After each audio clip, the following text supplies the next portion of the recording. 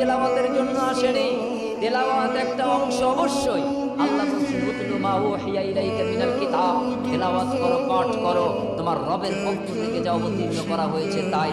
এটা তো একটা অংশ বিশেষ, কিন্তু এই কোরআন পাঠানো হয়েছে তার মূল উদ্দেশ্য হচ্ছে বোধগম্যশীল হওয়া, কোরআন অনুধাবন করা, কোরআন বুঝে কোরআন অনুযায়ী আপনার জীবন যাপন করা। সেই কোরআন বোঝার জন্য আমার আপনার কি পরিক্রমা রয়েছে, কি পরিকল্পনা রয়েছে। আপনাকে যদি আমি জিজ্ঞেস করি এই রাত 12টার সময় আপনি একটু দাঁড়িয়ে বলুন তো ভাই, আপনি আপনার এই 40 বছর জীবনে 50 বছরের সময়ে 60 বছরের মধ্যে কিভাবে আপনি কোরআনের কোন আয়াতটাকে বোঝার চেষ্টা করেছেন? আপনি পারেন? কোন রকম পরিকল্পনা আপনার আমার মধ্যে নেই।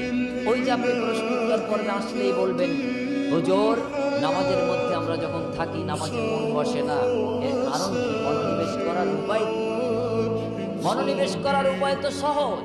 আপনি নামাজের মধ্যে যে সূরা, কিরাত, দোয়া, দুরূদ, তাসবিহ, তাহলিল, তাহমিদগুলি পাঠ করেন, এগুলির অর্থ জানা, জ্ঞান অর্জন করা। যদি আপনি এগুলি জানতেন তাহলে তো আজকে লাখ লাখ টাকা খরচ করে আমাদের মতন ভাড়া করে বক্তা এনে সারা রাত ব্যাপী আপনাকে এভাবে বিরক্ত করতে হতো না।